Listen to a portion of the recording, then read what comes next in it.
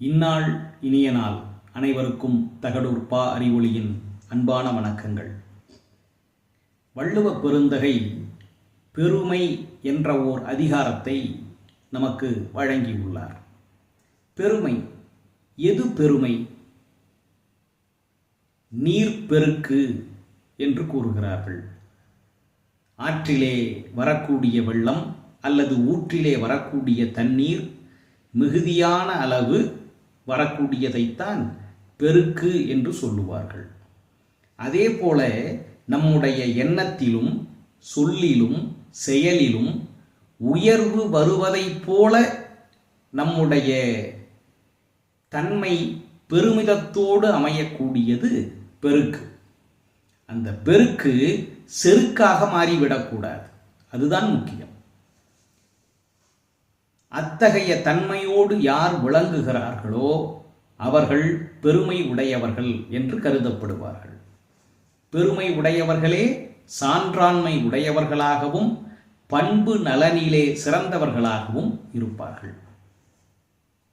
இந்த பெருமை தோன்றக்கூடிய இடம் 4 என்று தொல்காப்பியம் நமக்கு வரையறுத்து கூறியுள்ளது. எதை நினைத்தெல்லாம் ஒருவன் பெருமை அடையலாம் என்று தொல்காப்பியம் நமக்கு கூறுகிறது. அதிலே முதல் இடம் கல்வி. ஒருவன் தான் கற்ற கல்வியை நினைத்து பெருமிதமடையலாம், பெருமையடையலாம்.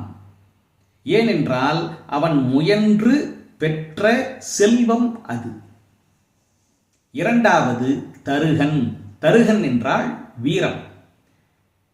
கொடுமையை கண்டு அநீதியை கண்டு எவன் ஒருவன் அஞ்சாமல் துணிச்சலோடு போரிடுகிறானோ அந்த வீரத்தை நினைத்து அவன் பெருமையடையலாம். வெற்றியை நினைத்து பெருமையடையலாம் என்று வள்ளுவர் கூறவில்லை. ஒரு செயலிலே ஈடுபடுகின்ற பொழுது வெற்றியும் தோல்வியும் எது வேண்டுமானாலும் வரலாம். அதற்கு பல காரணிகள் இருக்கலாம். ஆனால் வீரத்தை நினைத்து பெருமையடையலாம். போர்க்களத்திலே கும்பகர்ணன் போர் புரிகிறான். இறுதியில் அவன் ராமனால் கொல்லப்படுகிறான். இருந்தாலும் அவனுடைய போர் ஆற்றலை பார்த்து ராமனே வியந்து போனான், பயந்து போனான். அது மிக முக்கியம். கம்பர் எழுதுகின்றார், வள்ளலும் மலர்கரம் விதிர்ப்புற்றான் என்று. என்ன ஒரு வீரண்டா! இவனுடைய வீரத்திற்கு முன்னால் எதை ஈடு இணை சொல்வது என்று வில்லுக்கு விஜயனாக விளங்கிய ராமனே சொன்னான் என்று சொன்னால் கும்பகர்ணனினுடைய தோல்வி அங்கே கவனிக்கப்படவில்லை. கும்பனின் வீரம் அங்கே போற்றப்படுகிறது. அதனால் அநீதியை எதிர்த்து நாம் போரிடுகின்ற பொழுது வெற்றியோ தோல்வியோ கவலை வேண்டாம். அடுத்து இசைமை. இசைமை என்றால் புகழுடைய வாழ்க்கை. நல்ல பண்புகளால் சிறந்த குணங்களால் ஊராரும் உலகோரும் போற்றக்கூடிய வகையிலே வாழக்கூடியது இசைமை. 4வது கொடை. இந்த மண்ணிலே பிறப்பெடுத்த ஒருவனுடைய உயிர்க்கு ஊதியம் எது? அவன் வழங்கக்கூடிய கொடை. இல்லை என்று வருபவர்க்கு, தேவைப்படுபவர்க்கு தந்து உதவக்கூடிய நிலையிலே இருக்கக்கூடியது கொடை. இந்த 4 கலன்கள்தான் ஒருவன் பெருமிதம் அடையக்கூடிய கலன்கள் என்று தொல்காப்பியம் கூறுகிறது. நான் யார் தெரியுமா? என் முன்னோர்கள் எப்படிப்பட்டவர்கள் தெரியுமா? என் பரம்பரை எப்படிப்பட்டது தெரியுமா? நாங்கள் ஆண்ட பரம்பரை, நாங்கள் வீரப்பரம்பரை, எங்கள் முன்னோர்கள் அப்படியானவர்கள். எதுவும் பெருமைக்குரியது அல்ல.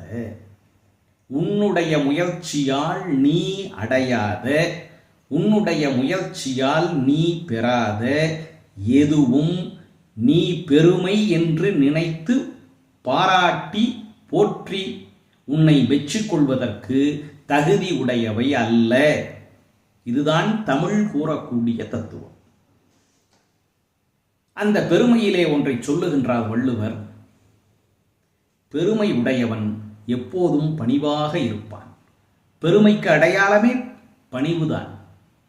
முற்றிய நெல் மணிகள் நிறைந்த கதிர் தலை சாய்ந்து இருக்கும். உள்ளே எதுவும் இல்லாத வெற்று பதர் தலை நிமிர்ந்து இருக்கும். பணிவோடு இருத்தல் என்பது பெருமைக்கு ஓர் முக்கியமான அடையாளம்.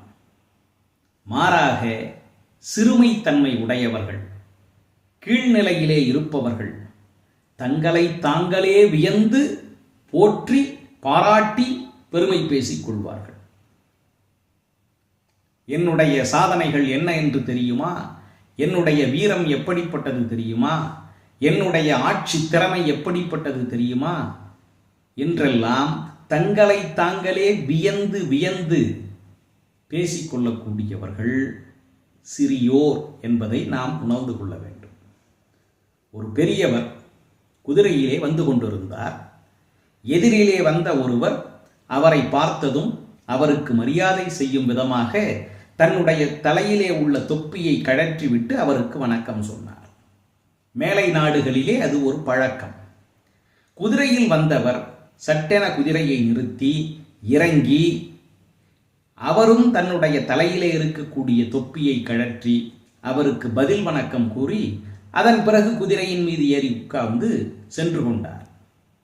பின்னால் வந்த நண்பர் கேட்டார், முன்னால் சென்ற அந்த குதிரையில் போனவரிடம், அவர் ஒரு சாதாரண ஆள், அவருக்கு நீங்கள் இறங்கி மரியாதை செலுத்த வேண்டுமா என்று. குதிரையிலே போன மனிதர் சொன்னார், அப்படியல்ல, அந்த மனிதன் மிக பணிவோடு என்னை வணங்கினான். நான் குதிரையின் மேலே இருந்து வணக்கம் சொல்லிவிட்டால் அவனுடைய பணிவால் என்னை வென்றவனாக மாறிவிடுவான்.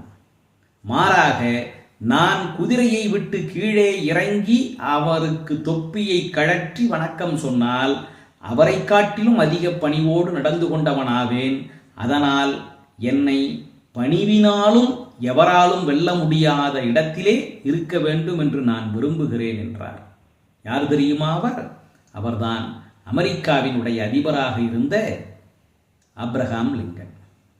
வள்ளுவர் அதைத்தான் சொல்லுகின்றார், பணியுமாம் என்றும் பெருமை, சிறுமை அணியுமாம் தன்னை வியந்து. அதனால் பணிவு என்பது பெருமைக்கு அடையாளம். தகாத செயல்கள் செய்து உலகோர் நம்மை ஏளனமாக இழிவுபடுத்தக்கூடிய நிலையில் வெட்கத்தால் நம்முடைய தலை குனிவது என்பது பெருமை அல்ல. மாறாக நம்முடைய உள்ளுக்குள்ளே இருக்கக்கூடிய பெருமித உணர்வை உலகுக்கு காட்டுகின்ற பொழுது அந்த முற்றிய நெல் தலை சாய்வதைப் போல அடக்கத்தோடு இருக்கக்கூடிய பணிவு பெருமைக்கு தகுந்த அடையாளம். மீண்டும் சந்திப்போம். நன்றி, வணக்கம்.